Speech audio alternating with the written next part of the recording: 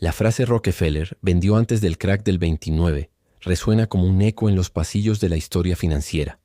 Pero para entenderla, debemos viajar atrás en el tiempo, a una época donde el mundo bailaba al borde del abismo sin saberlo.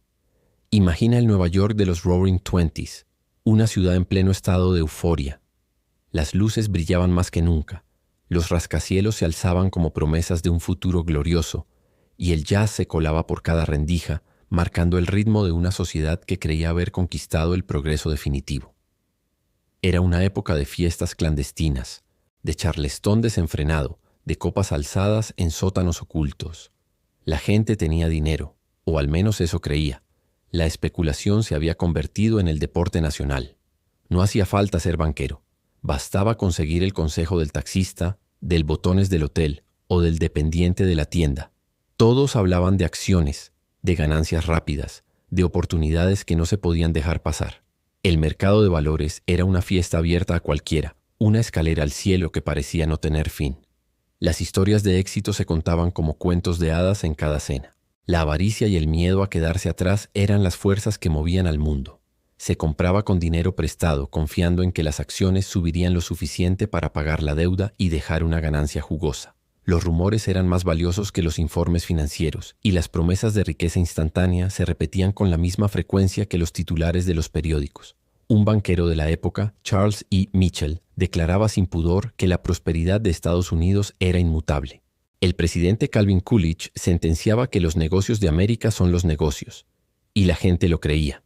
El verano de 1929 fue el clímax de esa locura. Las acciones subían sin control, como si la gravedad hubiera dejado de existir.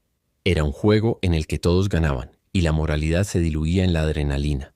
La gente hipotecaba sus casas, vendía sus joyas, pedía préstamos para invertir en un mercado que en su mente solo podía subir. Los grandes bancos alimentaban la burbuja con préstamos fáciles, como si el dinero no tuviera peso.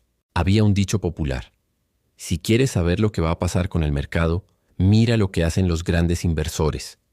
Pero mientras la mayoría se embriagaba con la fiesta, unos pocos se retiraban discretamente.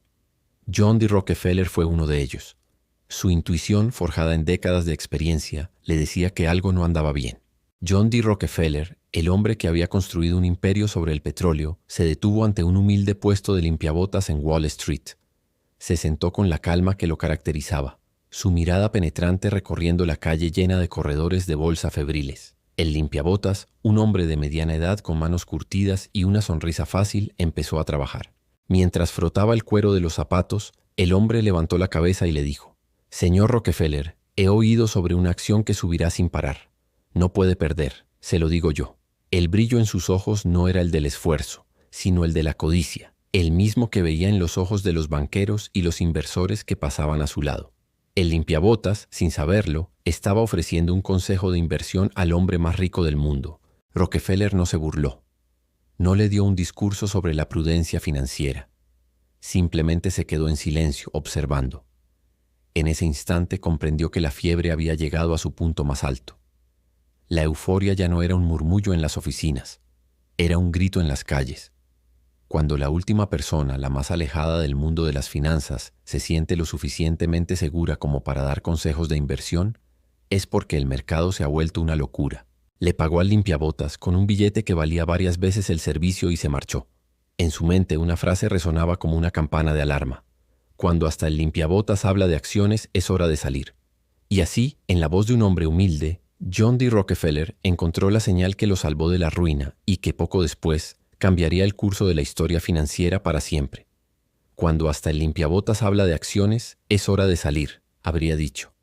Y así lo hizo. Se deshizo de sus acciones justo antes del 24 de octubre de 1929, el Jueves Negro. Ese día, el mundo se detuvo. El mercado colapsó. La fiesta terminó de golpe. La música se apagó.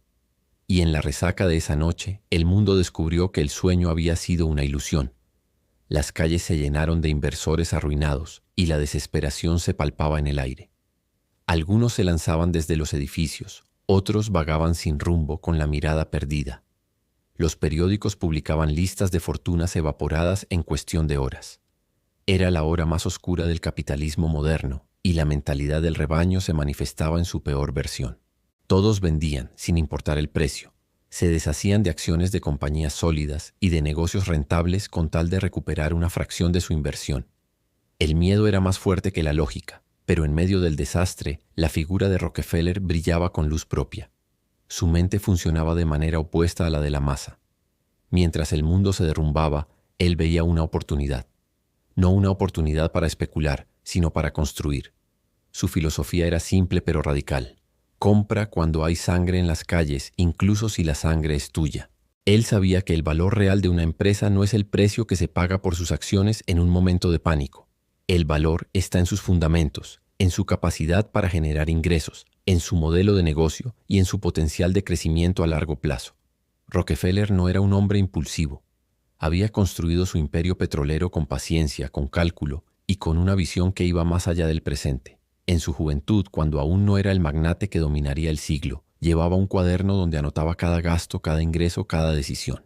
Su obsesión por el detalle era legendaria, y esa misma disciplina fue la que lo llevó a actuar con frialdad cuando todos perdían la cabeza. Se dice que en una de sus compras durante la crisis, adquirió una gran cantidad de acciones de la Standard Oil Company, su propia empresa, a un precio ridículamente bajo. Él conocía mejor que nadie el valor de ese negocio, y la crisis le dio la oportunidad de consolidar su poder a un costo irrisorio. Su actuación no fue la de un buitre, sino la de un visionario. Mientras otros lloraban por lo perdido, él construía lo que vendría. Años después, cuando la economía comenzaba a recuperarse, un periodista le preguntó si no había sentido pánico durante el colapso del 29. Rockefeller respondió con una calma que desarmaba. En los negocios no importa lo que la gente diga o haga, lo que importa es cómo respondes tú. Esa frase, sencilla pero profunda, se convirtió en una lección que ha atravesado generaciones, porque en el fondo, lo que define a los grandes no es lo que hacen cuando todo va bien, sino cómo actúan cuando todo se desmorona.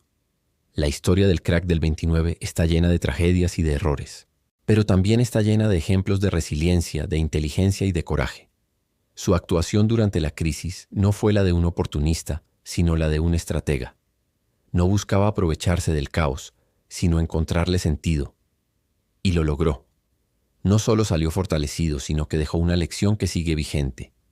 En los momentos de mayor oscuridad, la luz no viene de fuera, sino de dentro. De la capacidad de pensar con claridad, de actuar con convicción, de creer en el valor real de las cosas. Rockefeller entendía que el verdadero valor no está en lo que brilla, sino en lo que perdura, que el éxito no se mide por los aplausos, sino por la solidez de lo construido, que la riqueza no es tener mucho, sino saber qué hacer cuando todo parece perdido. Su vida fue una mezcla de cálculo y convicción, de números y principios, de estrategia y fe. No se dejaba seducir por las modas, ni por los rumores, ni por las promesas vacías.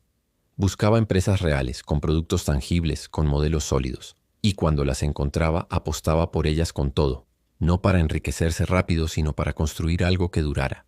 Quizás lo más inspirador de su historia es que no se trata de tener su fortuna, ni su poder, ni su influencia.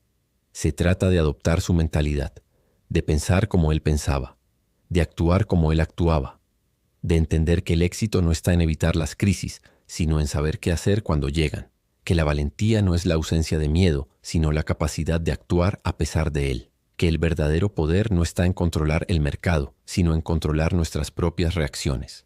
Rockefeller nos enseñó que las mayores oportunidades suelen estar disfrazadas de problemas, que el caos puede ser fértil si se mira con los ojos adecuados, que la paciencia, la disciplina y la visión a largo plazo son más valiosas que cualquier fórmula mágica, y que al final lo que realmente importa no es cuánto tienes, sino qué haces cuando todo parece perdido.